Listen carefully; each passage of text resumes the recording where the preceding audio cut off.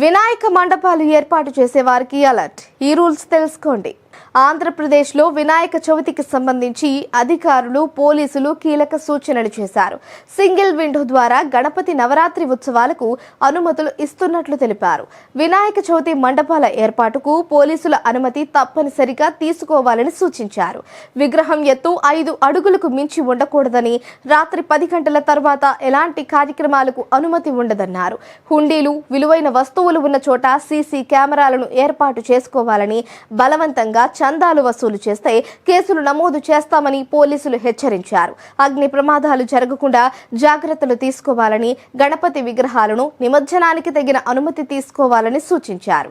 అంతేకాదు, విగ్రహాలతో పాటు మండపాల ఏర్పాటుకు 5 అంతకంటే ఎక్కువ మంది ఒక కమిటీగా ఏర్పడి వివరాలను పోలీస్ స్టేషన్లో తెలియజేసి గుర్తింపు కార్డులు ఇవ్వాలని పోలీసులు సూచించారు.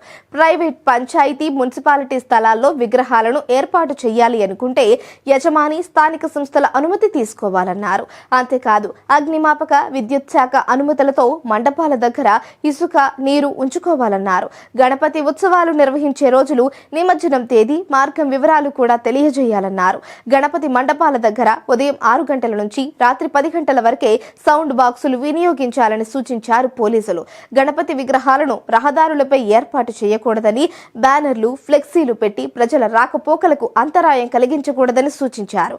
గణపతి మండపాల్లో ఊరేగింపుల సమయంలో అసభ్య ప్రదర్శనలు జరగకుండా చూడాలని, నిమజ్జనం ఊరేగింపుకు కేటాయించిన మార్గంలోనే వెళ్లాలన్నారు. నిమజ్జనం సమయంలో మద్యం సేవించకూడదని, అలాగే మండపాల దగ్గర ఊరేగింపుల్లో డీజేలకు అనుమతి లేదన్నారు. ఈ సూచనలు తప్పకుండా పాటించి పోలీసు వారికి సహకరించాలని విజ్ఞప్తి చేశారు. ప్రశాంతమైన వాతావరణంలో ఎవరికి ఇబ్బంది లేకుండా అల్లర్లకు, అసాంఘిక కార్యకలాపాలకు తావు ఇవ్వకూడదన్నారు. శాంతి భద్రతలకు విఘాతం కలిగితే ఆయా ఉత్సవ కమిటీ పూర్తి బాధ్యత వహించాల్సి ఉంటుంది అంటున్నారు. ఒకవేళ ఎవరైనా నిబంధనలు ఉల్లంఘిస్తే కఠిన చర్యలు తప్పవంటున్నారు.